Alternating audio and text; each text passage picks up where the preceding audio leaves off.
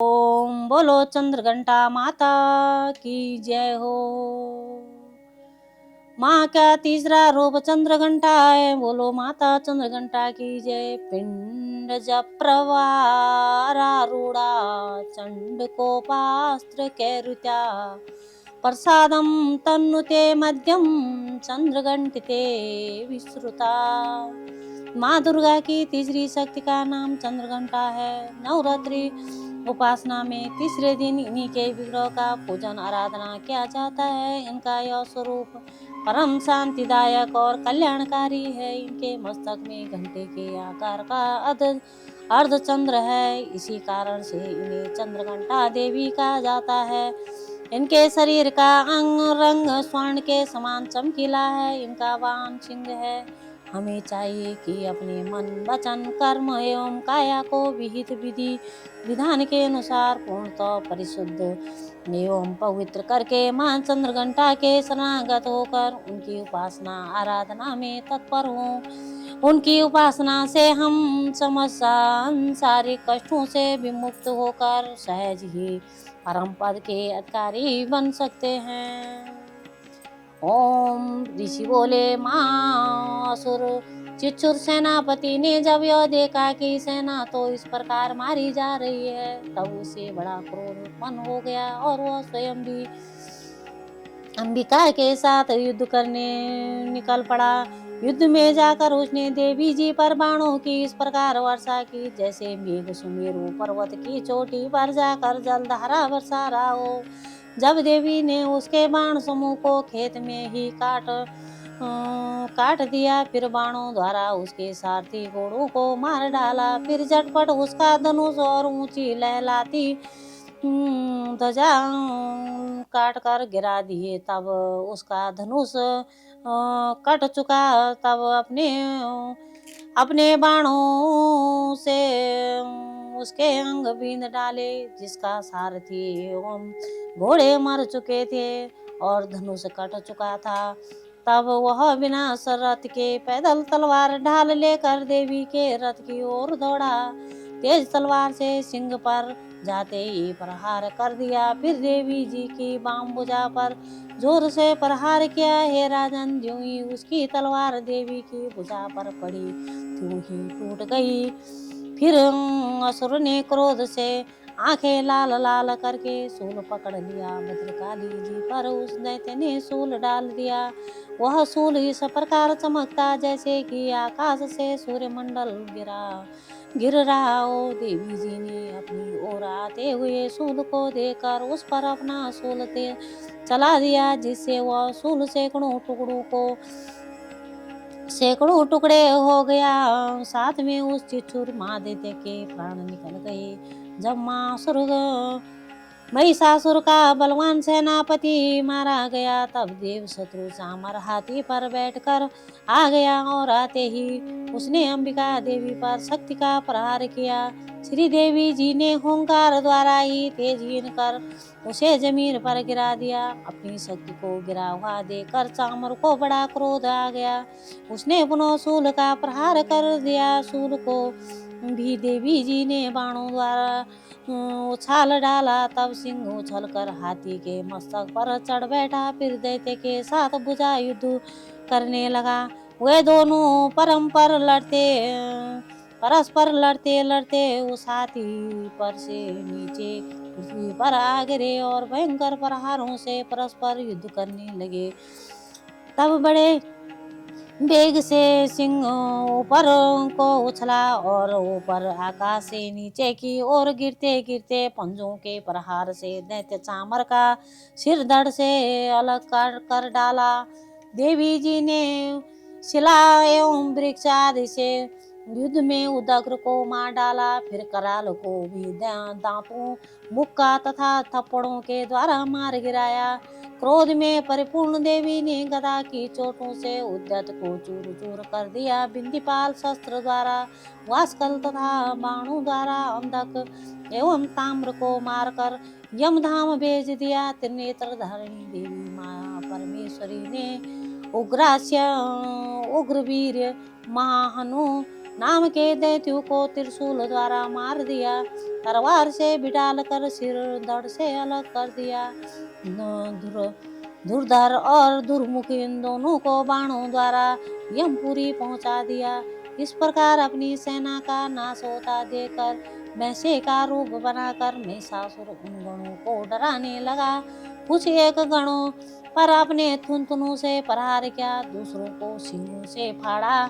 कुछ एक को वेग द्वारा, दूसरों को सिंहनाद द्वारा और घूमने से अन्यों को श्वास वायु द्वारा पृथ्वी पर गिराया। इस प्रकार गण सेना को गिराकर वह महिष सिंह की ओर झपटा। जो ही सिंह को मारने लगा तब जगदम्बा को बड़ा क्रोध उत्पन्न हुआ। इधर पराक्रमी महापराक्रमी महिषासुर भी क्रोध से पृथ्वी तल को अपने खुरों से खोदने लगा। फिर सिंहों से बड़े ऊंचे ऊंचे पहाड़ उठाकर फेंकने लगा, साथ में गर्जने लगा।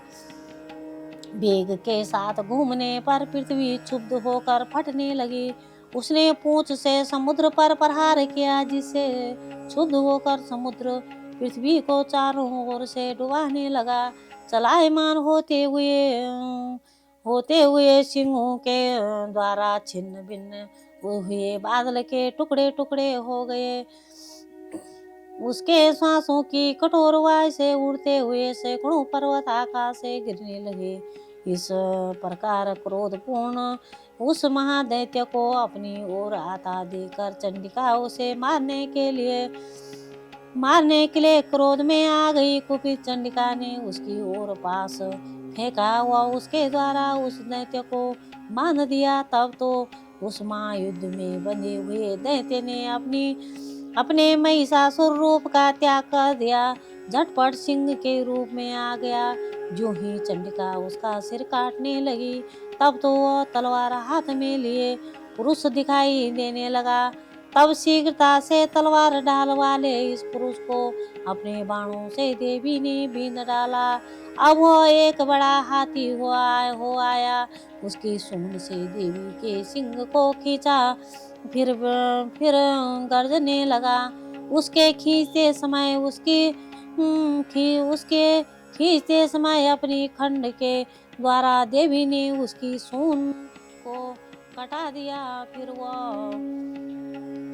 महादैत्य पैसे के रूप में आ गया और चराचर त्रिलोकी को सताने लगा।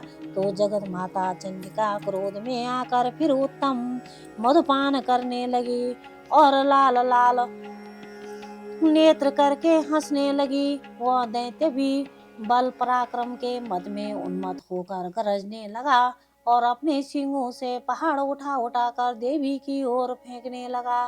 देवी ने भी अपने बाणों के समूह से उसके फेंके हुए पर्वतों को चूर चूर कर दिया।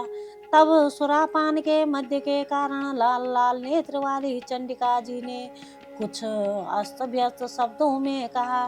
देवी जी बोली, हे मूढ़, जब तक मैं मदपान कर लूं तब तक तू क्षण भर के लिए गरज ले। मेरे द्वारा संग्राम भूमि में तेरा वध हो जाने पर तो शीघ्र ही देवता भी गरजने लगेंगे। ऋषि बोले। इस प्रकार कहकर देवी जी उछलकर उस महादैत्य पर चढ़ गई। पांव से दबाकर दैत्य के कंठ पर त्रिशूल से वार किया। देवी के पांव से दबे हुए उस दैत्य ने अपने मुख से बाहर निकलने का प्रयत्न दूसरे रूप में किया। अभी आधा निकल ही पाया था कि देवी ने तो अपने पराक्रम द्वारा उसे वहीं रोक लिया। आधा निकल कर भी उस दैत्य ने युद्ध करना नहीं छोड़ा। तब देवी जी ने अपने तेज तलवार से उसका सिर काटकर नीचे गिरा दिया। दैत्य सेना हाहाकार करने लगी। तब उस सारी सेना का भी देवी जी ने नाश कर दिया। सभी देवता अत्यंत प्रसन्न हुए। दिव्य महर्षि के साथ सभी देवताओं ने स्तुतियां की। गंधर्व राज गायन करने लगे, अप्सराएं नाचने लगी। ऋषि बोली, अत्यंत पराक्रमी उस दुरात्मा महिषासुर एवं उसकी सेना के देवी उसकी सेना के देवी द्वारा मारे जाने पर इंद्र आदि देवता गण अपनी वाणियों द्वारा देवी जी की स्तुति करने लगे।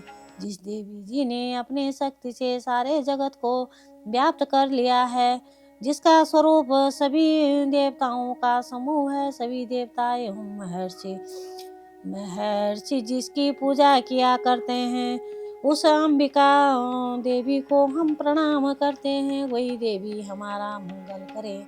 जिसके अतुल प्रभाव को, ऐसे बल को भगवान शेषनाग ब्रह्मा जी तथा हरि भी नहीं कह सकते। वही चंडिका देवी सारे जगत के पालन के लिए तथा मंगल के भय के को नाश का विचार करें। जो श्री स्वरूपणी पुण्यात्माओं के घरों में जो लक्ष्मी स्वरूपा है, पापियों के घर में दरिद्रता, पवित्र बुद्धि वालों के हृदय में बुद्धि, श्रेष्ठ पुरुष के यहाँ श्रद्धा, कुलीन मनुष्य में लज्जा स्वरूपणी है। इस प्रकार की हे देवी जी, हम आपको प्रणाम करते हैं। हे भगवती, आप विश्व का पालन करें। हे मातेश्वरी, आपके इस अचिंत्य रूप का असुरों के क्षय करने वाले आपके महान पराक्रम का एवं देवता तथा असुरों के सामने संग्राम में किए गए आपके अद्भुत चरित्रों का वर्णन हम किस प्रकार कर सकते हैं। हे माँ भगवती, आपने संपूर्ण जगत का कारण आप संपूर्ण जगत का कारण हो। सत्व रज तम इन तीनों गुणों वाली होते हुए भी आप अज्ञेय हो। दोषों के कारण हम लोग आपको जान ही नहीं सकते। हम तो क्या विष्णु शिव आदि भी आपका पार नहीं पा सकते। आप सबकी आश्रय हो एवं आप आभ्याकृता परा प्रकृति हो। हे देवी जी, सभी यज्ञों में जिसके उच्चारण करने से सभी देवता तृप्त हो, आप ऐसा अचिंत्य महाव्रत स्वरूप हो और संपूर्ण दोषों से रहित इंद्रियों को बस में करने वाली, तत्व को ही सार जानने वाली मोक्षार्थी मुनिजन जिसका अभ्यास करते हैं, वो देवी भगवती पराविद्या आप हो। आप शब्द स्वरूपा हो, परम पवित्र ऋग्वेद हो, यजुर्वेद हो एवं मनोहर उद्गीत के पदों के पाठ से युक्त सामवेद का आप निधान हो। वेद त्रयी देवी हो, 6 गुणों से संपन्ना भगवती हो, सभी शास्त्रों का ज्ञान कराने वाली हे देवी आप मेघा हो। दुर्गम संसार रूप सागर को पार उतारने वाली नौका रूप दुर्गा हो। आप असंग हो, कैटव दैत्य के शत्रु विष्णु के वक्षा स्थल पर निवास करने वाली आप लक्ष्मी स्वरूपा हो एवं चंद्रमा को मस्तक पर धारण करने वाली भगवान शंकर से सम्मानित आप गौरी हो। यद्यपि आपका मुख सुंदर तथा परिपूर्ण चंद्रमा के बिंब का अनुकरण करने वाला एवं निर्मल मंद मुस्कान से शोभित है, इस प्रकार के निर्मल मंद मुस्कान से शोभित चंद्रमुख को देख कर क्रोध से परिपूर्ण महिषासुर ने झट ही आप पर प्रहार किया। यह अद्भुत बात है। उससे भी अति अद्भुत यह विचित्र बात तो यह है कि जब वह मुख क्रोध से युक्त था, उदय होते हुए चंद्रमा की भांति लाल लाल था, तनी हुई भौएं अति विकराल थी। ऐसा देखकर महिषासुर ने अपने प्राण तुरंत वहीं पर नहीं छोड़ दिए।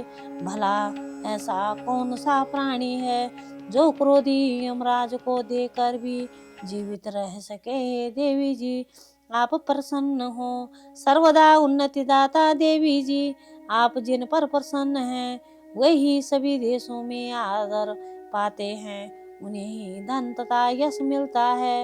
हे देवी, आपकी कृपा से उसे स्वर्ण लाभ होता है। इसी प्रकार आप तीनों लोकों में फल देने वाली हो। आपसे बढ़कर और कौन है, सबके लिए उपकार करने वाली हो। आप सर्वदा दयामयी हो, उन राक्षसों के वध करने से जगत सुखी हो।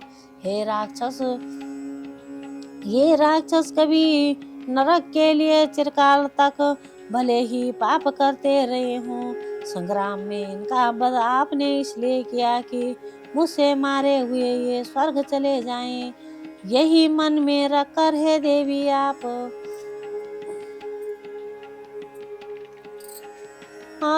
पापियों का वध करती हो। आप असुरों को केवल देखने मात्र से भस्म क्यों नहीं करती? शत्रुओं पर शस्त्रों का प्रहार क्यों कर दिया करती हो? इसका भी कारण है क्योंकि शत्रुगण मेरे शस्त्रों से मरकर पवित्र होकर उत्तम लोकों में पहुँचे। इस प्रकार आपके यह विचार अच्युतम हैं। आपका शील स्वभाव दुराचारियों के दुष्ट स्वभाव को निवृत्त करने वाला है और आपका रूप अचिंत्य है। उसकी अन्य किसी के साथ तुलना ही नहीं हो सकती। आपका पराक्रम तो देवताओं के पराक्रम का नाश करने वाला है और दैत्यों का नाश करने वाला है। इसी प्रकार आप शत्रुओं पर भी दया किया करती हो। आपके पराक्रम की तुलना है देवी किसके साथ हो सकती है? आपके रूप भी तो परम मनोहर हैं, परंतु शत्रुओं को भयदायक हैं।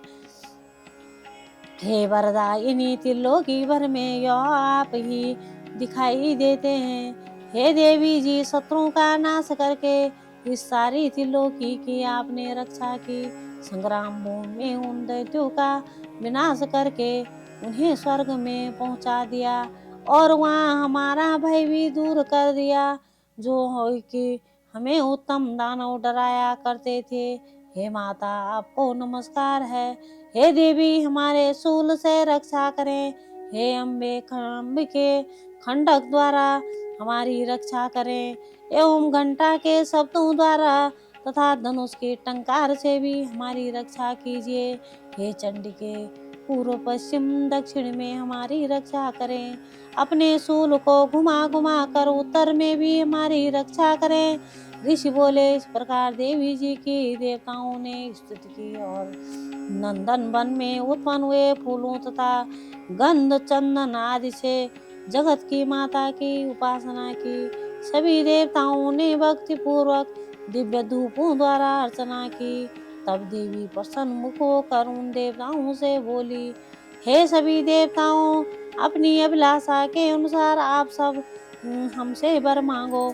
देवता बोले, माँ भगवती, आपने जो हमारी सभी कामनाएं पूर्ण कर दी हैं, कुछ भी बाकी नहीं है। हमारे इस महिषासुर शत्रु का आपने वध कर दिया है। फिर भी यदि प्रसन्नता पूर्वक हमें वर देना चाहती हो तो हे माता, यह वर दीजिए। जब जब भी हम आपका स्मरण करें तब तब हमारी बड़ी बड़ी आपत्तियां आप दूर करें। हे प्रसन्न वंदने मातेश्वरी, जो भी मनुष्य इन स्तुतियों द्वारा आपकी स्तुति करें उसे वित्त श्रीधि रिद्धि वैभव दीजिए। हे अंबिके, हम पर सदा प्रसन्न रहिए। ऋषि बोले, राजन, जब देवताओं ने अपने तथा जगत के कल्याण के लिए इस प्रकार वर मांगा, तब उन्हें तथास्तु कहकर भद्रकाली अंतर ध्यान हो गई। हे राजन, पूर्व काल में तीनों लोगों का हित चाहने वाली देवी का देवताओं के शरीर से जैसे प्राकट्य हुआ है, वह सारी कथा मैंने तुम्हें सुनाई। बोलो जय माता भगवती चंद्रघंटा की जय हो। माता चंद्रघंटा माता की जय हो।